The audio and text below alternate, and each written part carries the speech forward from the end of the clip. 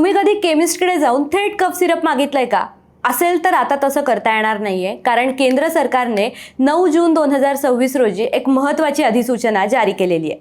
Drugs रूलच्या या 5व्या दुरुस्तीनुसार आता कफ सिरप कोणत्याही मेडिकल किंवा केमिस्टकडे नुसतं म्हणजे ओव्हर द काउंटर औषध म्हणून मिळणार नाहीये. आणि फक्त कफ सिरपच नाही तर कोणतंही सिरप घ्यायचं असेल तर नोंदणीकृत डॉक्टरांचं प्रिस्क्रिप्शन सरकारने मॅन्डेटरी केलेलं आहे. त्यामुळे विषय नक्की काय आहे समजून घेऊया. मंडळी, हा निर्णय अचानकपणे घेण्यात आलेला नाहीये. त्यामागे एक गंभीर कारण आहे.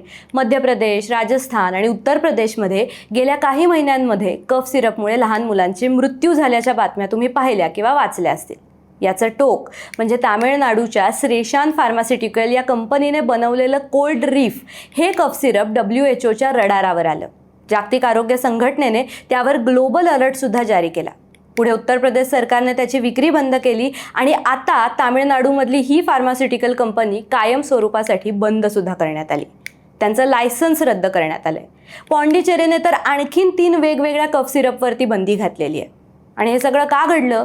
कारण देशाच्या वेगवेगळ्या भागात घडलेल्या या प्रकारांमुळे 100हून जास्त मुलांचे मृत्यू झाले. आणि यामुळे झालं काय? तर जगभरात भारताची जी जगाची फार्मसी अशी जी प्रतिमा आहे त्याला या सगळ्यामुळे धक्का बसला. आणि हे फक्त आत्ताच घडतंय किंवा घडलंय असं नाही, तर भारतात 1972 पासून भेसळयुक्त कफ सिरपमुळे मुलांचे मृत्यू होत आहेत. आणि त्यावर उपाय काढण्यासाठी भारताच्या आरोग्य मंत्रालयाने पावलं उचलायला सुरुवात केली आहे. मग आत्ता नक्की सरकारने काय बदल केलेत? तर ड्रग्ज रूल 1945च्या शेड्यूल के मध्ये काही औषधं OTC म्हणजे विनापरवाना विकता येण्याजोगी होती. याच्यात ॲस्पिरिन, पॅरासिटामॉल, अँटासिड आणि याच्याबरोबर कफ सिरपचा सुद्धा समावेश होता. पण आता याच्यामध्ये दुरुस्ती करण्यात आलेली आहे आणि यातून सिरप्स हा शब्द आता काढून टाकण्यात आलेला आहे. आता फक्त कफाच्या गोळ्या OTC म्हणून डॉक्टरांच्या प्रिस्क्रिप्शनशिवाय मेडिकलमध्ये मिळतील, पण कोणतंही सिरप मिळणार नाही आहे. म्हणजे आता काय होईल? तर जर तुम्हाला खोकला झाला तर तुम्हाला आधी डॉक्टरांकडे जावं लागेल, चिठ्ठी घ्यावी लागेल आणि मगच तुम्हाला एक कफ सिरप मिळेल. आता याच्या खरं तर 2 बाजू आहेत, 2 प्रवाह आपल्याला याचे दिसतात. तेही समजून घेऊया. भेसळयुक्त कफ सिरपमुळे मुलांचे जीव जात आहेत. त्यामुळे ही syrup over the counter easily मिळत असल्यामुळे त्यांची क्वालिटी चेक होत नव्हती. पण आता प्रिस्क्रिप्शनच्या या सक्तीमुळे जबाबदारी वाढेल आणि बेकायदेशीर किंवा निकृष्ट औषधांची विक्री ही साहजिकच कमी होईल. पण दुसऱ्या बाजूला ग्रामीण भारतामध्ये जिथे डॉक्टर्स जवळपास अवेलेबलच नसतात, दूर असतात, अशा केसेसमध्ये लोक थेट केमिस्टकडे जातात. त्यांच्यासाठी हा नियम अडचणी निर्माण करेल अशी शक्यताही या निमित्ताने वर्तवली जाते.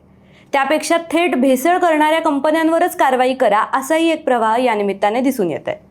ही सिरप्स ओव्हर द काउंटर मिळणं बंद झाल्यामुळे सेल्फ मेडिकेशन सुद्धा कमी व्हायची शक्यता आहे. कारण भारतासारख्या देशामध्ये केमिस्टला, नातेवाईकांना, इव्हन गुगलला विचारूनही गोळ्या औषधं घेण्याचं प्रमाण हे फार जास्त आहे. त्यामुळे यालाही आळा बसण्याची शक्यता या निमित्ताने निर्माण झाली आहे. खरं तर हे दोन्ही मुद्दे, हे दोन्ही प्रवाह रास्त आहेत. पण गोष्ट एक ही आहे की हा निर्णय उशिरा का होईना, पण तो घेणं गरजेचं होतं. आता फक्त पाहायचं हे आहे की हा नियम फक्त कागदावरच राहतो की खरोखरच अंमलात येतो. कारण भारतात नियम बनणं आणि नियम पाळले जाणं या 2 वेगवेगळ्या गोष्टी आहेत.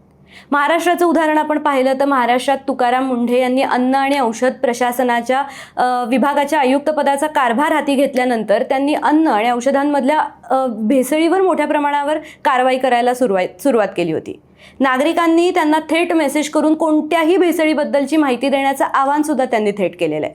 त्यामुळे भेसळ कमी व्हायला, भेसळ करणाऱ्यांवर वचक राहायला या निमित्ताने मदत होणार आहे. तुर्तास इथेच थांबूया. याबद्दलची तुमची मतं आम्हाला कमेंट करून नक्की सांगा आणि अशाच वेगवेगळ्या स्टोरीजसाठी पाहत रहा ऑडिबल.